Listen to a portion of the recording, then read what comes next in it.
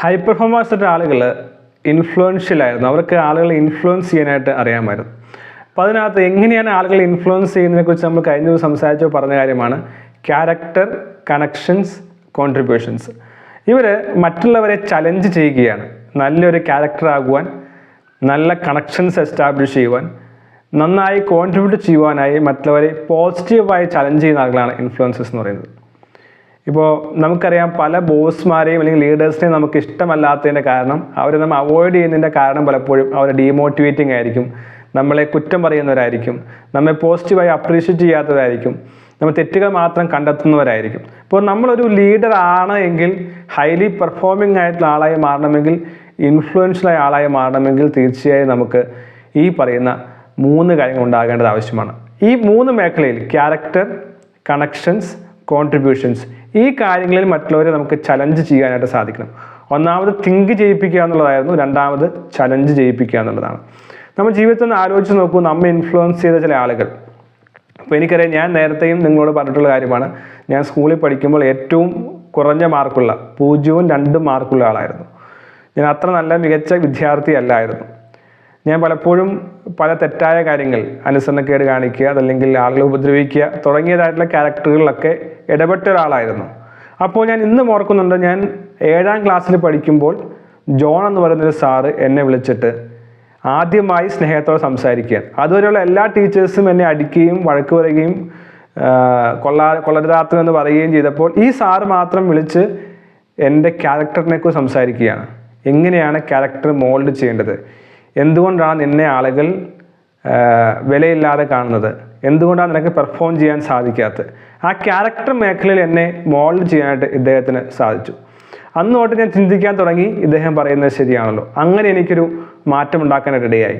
അങ്ങനെ നമുക്ക് ആളുകളുടെ ക്യാരക്ടറെ ഒരു മോൾഡ് ചെയ്യാനായിട്ട് സാധിക്കുമോ? ഞാൻ ഓർക്കുന്നുണ്ട്, 8ാം ക്ലാസ്സിൽ പഠിക്കുമ്പോഴാണ് ഞാൻ എൻ്റെ ജീവിതത്തിൽ വലിയൊരു മാറ്റം ഉണ്ടാകുന്നത്.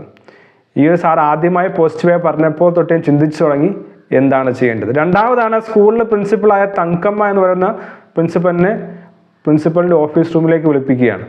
ഞാൻ വിചാരിച്ചു എന്നെ പറഞ്ഞു പോലെ വിടാൻ പോവുകയായിരിക്കുമെന്ന്. ഞാൻ ശരിക്കും ആ സമയത്ത് വളരെയധികം ഡിപ്പായിട്ടുള്ള അവസ്ഥയിലായിരുന്നു. കാരണം എനിക്ക് നന്നായി പെർഫോം ചെയ്യാൻ സാധിക്കുന്നില്ല. ഈ സാറ് പറഞ്ഞു പോസിറ്റീവായി ഡെവലപ്പ് ചെയ്യുമെന്ന്, പക്ഷെ എനിക്ക് കഴിയുന്നില്ല. അപ്പോൾ ടീച്ചർ വിളിച്ചിട്ട് എന്നെ ഒരു ലൈഫ് എൻ്റെ മിഷനേക്ക് സംസാരിക്കുകയാണ്. ഇങ്ങനെ പോയാൽ എന്താകും, ഇനി എങ്ങനെ ചെയ്താൽ നിനക്ക് ജീവിതത്തിൽ മാറ്റം വരുത്തുവാൻ സാധിക്കും. അങ്ങനെ ഒരു മിഷൻ എനിക്ക് നൽകുകയാണ്. അങ്ങനെ ആ ദിവസം ഞാൻ പ്രിൻസിപ്പലിൻ്റെ മുറിയിൽ നിന്ന് ഇറങ്ങിയപ്പോൾ തീരുമാനിച്ചു, ഇനി ഞാൻ പഴയ ആളല്ല. അങ്ങനെ എൻ്റെ ജീവിതത്തിൽ പുതിയൊരു വിഷൻ തരാനായിട്ട് ആ വ്യക്തിക്ക് സാധിച്ചു, ഇൻഫ്ലുവൻസ് ചെയ്യാൻ സാധിച്ചു.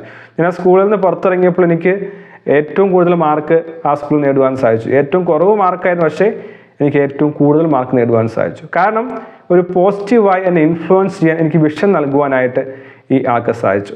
ഒപ്പം തന്നെ കണക്ഷൻസ് എന്ന് പറയുമ്പോൾ മറ്റുള്ളവരുമായി കണക്ട് ചെയ്യുവാൻ, ഒപ്പം തന്നെ നമ്മുടെ ടീമിലെ ആളുകളെ തമ്മിൽ കണക്ട് ചെയ്യിക്കുവാൻ നമുക്ക് സാധിക്കണം. പരസ്പരം കുത്തിത്തിരിപ്പ് അല്ലെങ്കിൽ ഓഫീസിൽ പൊളിറ്റിക്സ് കളിക്കുകയല്ല, എങ്ങനെ മറ്റുള്ളവരുമായി കണക്ട് ചെയ്യാൻ സാധിക്കുക, അവരെ പോസിറ്റീവായി എൻകറേജ് ചെയ്യുക, എംപത്തൈസ് ചെയ്യുക, അവരുടെ പ്രശ്നങ്ങൾ മനസ്സിലാക്കുക, ഇങ്ങനെ അവർക്ക് പ്രോപ്പർ ഫീഡ്ബാക്ക് കൊടുക്കുക, അവർക്ക് വേണ്ട ഗൈഡൻസ് കൊടുക്കുക, മെൻറ്ററിങ് കൊടുക്കുക, അവരുടെ പ്രശ്നങ്ങളെ മനസ്സിലാക്കുക, അവരെ നഡ്ജ് ചെയ്തുകൊണ്ട് മുന്നോട്ട് പോകാൻ സാധിക്കുക. അങ്ങനെ കുറേ അധികം കണക്ഷൻസ് എസ്റ്റാബ്ലിഷ് ചെയ്യാനായിട്ട് നമുക്ക് സാധിക്കേണ്ടത് ആവശ്യമാണ്. ഇപ്പോൾ നമുക്ക് പലപ്പോഴും തോന്നാറുണ്ട്, ഇങ്ങനെ കണക്ഷൻസ് എസ്റ്റാബ്ലിഷ് ചെയ്യുമ്പോൾ അല്ലെങ്കിൽ ഇവരോട് പോസിറ്റീവായ കാര്യങ്ങളെ സംസാരിക്കുമ്പോൾ, മെൻറ്റർ ചെയ്യുമ്പോൾ അത് ആളുകൾ എങ്ങനെ എടുക്കുമെന്നുള്ളത്. ഇപ്പോൾ എൻ്റെ വ്യക്തിപരമായ എക്സ്പീരിയൻസ് ഞാൻ പറയാം. എനിക്ക് എൻ്റെ ഓഫീസിൽ വർക്ക് ചെയ്ത എൻ്റെ സീനിയേഴ്സ് ആകാം, ജൂനിയേഴ്സ് ആകാം, ചില ആളുകളൊക്കെ ഇടയ്ക്ക് ഞാൻ മീറ്റ് ചെയ്യാറുണ്ട്. ഞാൻ പലപ്പോഴും വളരെ ഹാർഷായിട്ട് തന്നെ ക്വാളിറ്റി അല്ലെങ്കിൽ ഔട്ട്പുട്ടിൻ്റെ കാര്യത്തിൽ ബിഹേവ് ചെയ്യുന്ന ആളാണ്. ഞാൻ പലപ്പോഴും ശ്രദ്ധിക്കാറുള്ളത്, ഞാൻ ഇപ്പോൾ കണക്ഷൻ നിലനിർത്തുന്ന അല്ലെങ്കിൽ എൻ്റെ ക്ലോസ് സർക്കിളിൽ വരുന്ന എൻ്റെ സീനിയേഴ്സ് ആണെങ്കിലും ജൂനിയേഴ്സ് ആണെങ്കിലും അവർ ഹൈ പെർഫോമേഴ്സ് ആയിട്ട് ആളുകളാണ്. എൻ്റെ മെൻറ്ററിങ് അല്ലെങ്കിൽ എൻ്റെ ഫീഡ്ബാക്കിൽ പോസിറ്റീവായി സ്വീകരിച്ചിട്ടുള്ള ആളുകളെല്ലാം വളരെ നല്ല രീതിയിൽ ഉയർന്നു വരുന്നതും അവരിപ്പോഴും നല്ല ബന്ധം നിലനിർത്തുന്നതും കണ്ടിട്ടുണ്ട്. ചില ആളുകളൊക്കെ ഇയാളൊരു അരഗൻ്റാണ്, ഇയാൾ എന്ത് പറഞ്ഞാലും തെറ്റ് പറയുക എന്നൊക്കെ ചിന്തിക്കുന്ന ആളുകൾ, അല്ലെങ്കിൽ തിരിച്ച് അങ്ങനെ ഒരു ഫീഡ്ബാക്ക് നൽകിയ ആളുകൾക്കൊന്നും പ്രത്യേകിച്ച് ഒരു ലെവലിന് അപ്പുറത്തേക്ക് പോകാൻ സാധിച്ചിട്ടില്ല. അപ്പോൾ ഞാൻ അതുകൊണ്ട് തന്നെ ഈ കാര്യങ്ങളിൽ ഹാർഷ് ആകുന്നുണ്ടെങ്കിലും ഹാർഡ് ആകുന്നുണ്ടെങ്കിലും പിന്നീട് ലേറ്റർ ലൈഫിൽ ആളുകൾ തിരിച്ചറിയുന്നുണ്ട് ഇത് വളരെ പോസിറ്റീവായിട്ടുള്ള ഒരു കണക്ഷൻ ആയിരുന്നു, ഇത് എൻ്റെ ഡെവലപ്മെൻറ്റിന് വേണ്ടി എന്നെ സഹായിക്കുന്ന ഒരു കാര്യമായിരുന്നു എന്ന്. അപ്പോൾ ഒരാളെ പോസിറ്റീവായി മെൻറ്റർ ചെയ്യുവാൻ, ഡയറക്റ്റ് ചെയ്യുവാൻ, മോട്ടിവേറ്റ് ചെയ്യുവാൻ, കറക്റ്റ് ചെയ്യുവാനായിട്ട് സാധിക്കും. ഞാൻ ഇപ്പോഴും ഓർക്കുന്നുണ്ട്, ഞാൻ സ്കൂളിൽ പഠിച്ചുകൊണ്ടിരുന്ന സമയത്ത് ആലീസ് എന്ന് പറയുന്ന ഒരു ടീച്ചർ, ആ ടീച്ചർ എൻ്റെ നോട്ട്ബുക്ക് മേടിച്ച ശേഷം ക്ലാസ്സിൽ അനൗൺസ് ചെയ്യുകയാണ്, ഈ കുട്ടിയുടെ പേരെടുത്താണ് പോളിൻ്റെ നോട്ട്ബുക്കിൻ്റെ ഹാൻഡ് റൈറ്റിംഗ് നോക്കുക, എത്ര മനോഹരമാണ്. എൻ്റെ ആൻസർ ഷീറ്റ് എല്ലാം എടുത്തിട്ട് എത്ര മനോഹരമായിട്ടാണ് ഇദ്ദേഹം ആൻസേഴ്സ് ചെയ്തിരിക്കുന്നത്. ഇതുപോലെ എല്ലാവരും പ്രാക്ടീസ് ചെയ്യണം. പിന്നീട് എന്നെ എല്ലാ ക്ലാസ്സിലും ആ മിസ്സെ വിളിച്ചുകൊണ്ട് പോവുകയാണ്. എല്ലാ ടീച്ചർ പഠിപ്പിക്കുന്ന എല്ലാ ക്ലാസ്സിലും എന്നെ വിളിച്ചുകൊണ്ട് പോയി എൻ്റെ ആൻസർ ഷീറ്റും എൻ്റെ നോട്ട്ബുക്കും കാണിച്ചു കൊടുക്കുകയാണ്. ഇവൻ്റെ ഹാൻഡ് റൈറ്റിംഗ്, ഇവൻ്റെ ആൻസർ റൈറ്റിംഗ്സിൽ എത്ര മനോഹരമാണ്. ഞാൻ ഒരിക്കൽ പോലും തിരിച്ചറിഞ്ഞിട്ടുണ്ടായിരുന്നില്ല എൻ്റെ ഹാൻഡ് റൈറ്റിംഗ് നല്ലതായിരുന്നു എന്ന്. അന്ന് ഞാൻ തിരിച്ചറിഞ്ഞു ഞാൻ മനോഹരമായി എഴുതുന്ന ആളാണല്ലോ എന്ന്. പിന്നീട് ഞാൻ ഓർക്കുന്നുണ്ട്, ഞാൻ ഒരിക്കൽ എസ്സേ കോമ്പറ്റീഷന് പാർട്ടിസിപ്പേറ്റ് ചെയ്തു. എനിക്ക് തോന്നിയത് എന്തെല്ലാമോ ഞാൻ എഴുതി. അന്ന് എനിക്ക് ഫസ്റ്റ് പ്രൈസ് കിട്ടുകയും പിന്നീട് കിരൺ എന്ന് പറയുന്ന സാറ് എന്നെ വിളിച്ച് അപ്രീഷിയേറ്റ് ചെയ്തു. പിന്നീട് പല ക്ലാസ്സുകളിലും അദ്ദേഹം റിപ്പീറ്റ് ചെയ്യുമായിരുന്നു, how beautifully he is writing essays. പിന്നെ പല കോമ്പറ്റീഷൻസിന് അയക്കുകയും എനിക്ക് വേണ്ട ഒരു മോട്ടിവേഷൻ, എൻ്റെ കഴിവിനെ കണ്ടെത്തുവാനുള്ള ഒരു ഡയറക്ഷൻ നൽകുവാനായിട്ട് അദ്ദേഹത്തിന് സാധിച്ചു. ഇതൊക്കെ ധാരാളം ഇൻഫ്ലുവൻസ് ചെയ്യപ്പെട്ട സാഹചര്യമാണ്. ഇവരൊക്കെ എന്നെ പലത് ഇൻഫ്ലുവൻസ് ചെയ്തതാണ്. അപ്പോൾ നമ്മൾ ആലോചിക്കേണ്ടത്, ആളുകളെ പോസിറ്റീവായി ഇൻഫ്ലുവൻസ് ചെയ്യാൻ എങ്ങനെ സാധിക്കും. ആളുകളെ വഴക്ക് പറയാൻ എളുപ്പമാണ്, കുറ്റം പറയാൻ എളുപ്പമാണ്, തെറ്റുകൾ കണ്ടുപിടിക്കാൻ എളുപ്പമാണ്. പക്ഷേ അങ്ങനെയാണോ നമ്മൾ ആളുകളെ ഇൻഫ്ലുവൻസ് ചെയ്യേണ്ടത്? പോസിറ്റീവായി ഇൻഫ്ലുവൻസ് ചെയ്യാനായിട്ട് നമുക്ക് സാധിക്കുന്നുണ്ടോ എന്നുള്ളത് തീർച്ചയായും ചിന്തിക്കേണ്ടത് ആവശ്യമാണ്. ഈ പോസിറ്റീവായി ഇൻഫ്ലുവൻസ് ചെയ്യുന്ന കാര്യം ഞാൻ പറഞ്ഞു കഴിഞ്ഞപ്പോൾ, ആളുകൾ മിസ്റ്റേക്ക് വരുത്തും. ഞാൻ പലപ്പോഴും പറയാറുണ്ട്, നമ്മൾ ആളുകളെ മിസ്റ്റേക്ക് വരുത്തുമ്പോൾ ആളുകളെ വഴക്ക് പറയുന്നതിനേക്കാളപ്പുറം, അല്ലെങ്കിൽ അവരെ ഇടിച്ചു താഴ്ത്തുന്നതിനേക്കാൾ പകരം നമുക്ക് എങ്ങനെ അവരെ പോസിറ്റീവായി പരിഗണിക്കാം. ഞാനിപ്പോഴും ഓർക്കുന്നു, അമ്പിളി എന്ന് പറയുന്ന ടീച്ചർ ഉണ്ടായിരുന്നു. ഞാൻ +2 പഠിക്കുമ്പോൾ ഞാൻ ഒരു ഗുരുതരമായ മിസ്റ്റേക്ക് ചെയ്തു. ഞാൻ മനഃപൂർവ്വം ചെയ്തതല്ല, എനിക്ക് അബദ്ധം പറ്റി ചെയ്തു പോയതാണ്. അപ്പോൾ ഈ ടീച്ചർ എന്നെ ഓഫീസ് റൂമിലേക്ക് വിളിപ്പിച്ചു. എൻ്റെ ക്ലാസ് ടീച്ചറാണ്. ഞാൻ അന്ന് മനസ്സിലാക്കി, ഇന്നത്തോടുകൂടി എൻ്റെ ഈ സ്കൂളിലെ ജീവിതം തീരും, അത്രമാത്രം പ്രശ്നത്തിലായിരിക്കുകയാണ്. പക്ഷെ അന്ന് ടീച്ചർ എടുത്ത സമീപനം വളരെ കാമായി എന്നോട് ജെന്റിലായി സംസാരിക്കുകയും, നീ വിഷമിക്കേണ്ട, നിനക്ക് പറ്റിയത് ഒരു അബദ്ധമാണ് എന്ന് എനിക്ക് ബോധ്യമായിട്ടുണ്ട്, നീ മുന്നോട്ട് പോകുക, നിനക്ക് തീർച്ചയായും വലിയ ഉയരങ്ങൾ കീഴടക്കുവാൻ സാധിക്കുമെന്ന് ഒരു അഫർമേഷൻ നൽകിയിട്ടുണ്ടായി. ഒരു പക്ഷേ ടീച്ചർ എന്നോട് നെഗറ്റീവായിട്ടാണ് പറഞ്ഞിരുന്നെങ്കിൽ എൻ്റെ ജീവിതം വേറൊരു ആംഗിളിൽ പോകുമായിരുന്നു. പക്ഷേ ടീച്ചർ പോസിറ്റീവായി എന്നെ ഡയറക്റ്റ് ചെയ്യുകയാണ്, എന്നെ മോട്ടിവേറ്റ് ചെയ്യുകയാണ്, എന്നെ മോൾഡ് ചെയ്യുകയാണ്, എന്നെ കറക്റ്റ് ചെയ്യുകയാണ്, എന്നെ മെൻറ്റർ ചെയ്യുകയാണ്. ഞാൻ ഇപ്പോഴും ഓർത്തിരിക്കുന്ന ചില ആളുകൾ ഞാൻ പറഞ്ഞു, ഇപ്പോൾ ജോൺ സാറ്, ആലി സാറ്, തങ്കമ്മ മിസ്, അതുപോലെ അമ്പിളി മിസ്, കിരൺ സാറ്, ഇവിടെയൊക്കെ പേര് ഞാൻ ഇവിടെ എഴുതി വെച്ചേക്കാണ്. പല കാര്യങ്ങളും എന്നെ ഇൻഫ്ലുവൻസ് ചെയ്ത ആളുകളാണ്. എന്നെ മോട്ടിവേറ്റ് ചെയ്തത്, എനിക്ക് വിഷൻ നൽകിയത്, എന്നെ കറക്റ്റ് ചെയ്തത്, എനിക്ക് വാല്യൂ നൽകിയത്, എന്നെ പോസിറ്റീവായി ചിന്തിക്കുവാൻ പ്രേരിപ്പിച്ചത്. ഇങ്ങനെ ഈ ഇൻഫ്ലുവൻസ് ഇവർക്ക് എൻ്റെ ജീവിതത്തിൽ നൽകുവാനായിട്ട് സാധിച്ചു.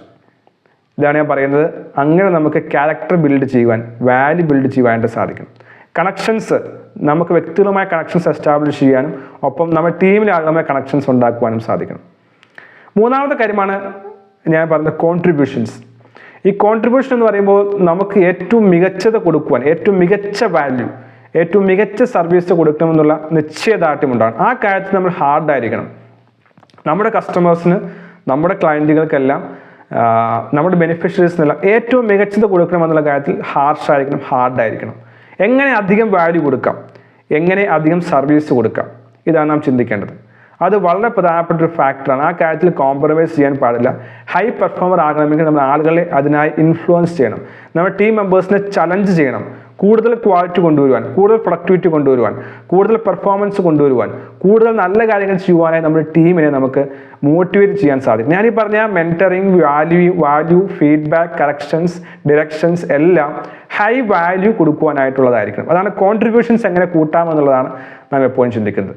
വളരെ മനോഹരമായിട്ടുള്ള അനാലജിയാണ് എലിഫന്റ് റൈഡർ അനാലജി എന്ന് പറയുന്നത്. വളരെയധികം പുസ്തകങ്ങളിലൊപ്പം തന്നെ കോളേജുകളിലുമൊക്കെ പഠിപ്പിക്കുന്ന ഒന്നാണ് എലിഫന്റ് റൈഡർ അനാലജി. ഒരു എലിഫന്റും ഒരു റൈഡറും, ആനയും പാപ്പാനും വഴക്കുണ്ടാക്കാന്ന് വിചാരിക്കുക. ആരാണ് ജയിക്കുന്നത്? എപ്പോഴും ജയിക്കാനുള്ള സാധ്യത ആന തന്നെയായിരിക്കും, അല്ലേ? കാരണം ആനയ്ക്കാണ് ശക്തി കൂടുതൽ.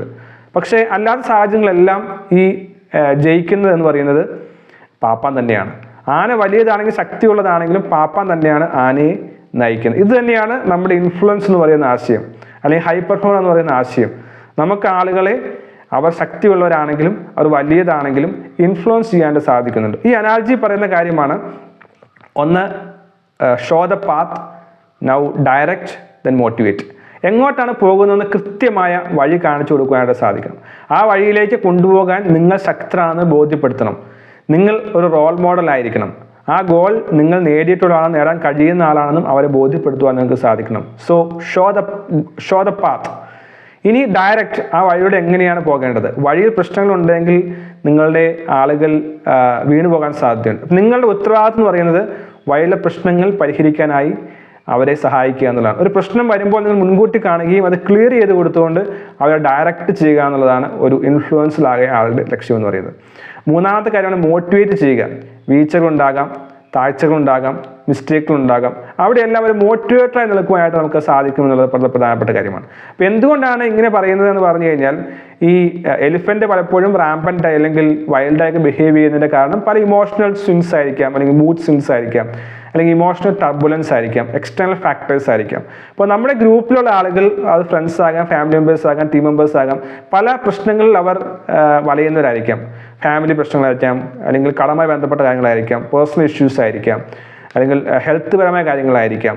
അപ്പോൾ ഇത്ര ഇമോഷൻസിൽ ഒരു വോൾക്കാനോ പോലെ ടർബുലൻ്റ് ആയി ജീവിക്കുന്ന ആളുകളാണ് ഇവരെല്ലാം. എന്നാൽ അവരെ നാം വഴി കാണിച്ചു കൊടുത്ത്, അവരുടെ വഴി ഈസി ആക്കിക്കൊണ്ട്, അവരെ ചലഞ്ച് ചെയ്തുകൊണ്ട്, പോസിറ്റീവായി നഡ്ജ് ചെയ്തുകൊണ്ട്, മെൻറ്റർ ചെയ്തുകൊണ്ട്, ഫീഡ്ബാക്ക് കൊടുത്തുകൊണ്ട്, കറക്റ്റ് ചെയ്തുകൊണ്ട് നമുക്ക് മുന്നോട്ട് പോകുവാൻ സാധിക്കുമ്പോൾ നമുക്ക് ഇൻഫ്ലുവൻസർ ആകുവാൻ സാധിക്കും.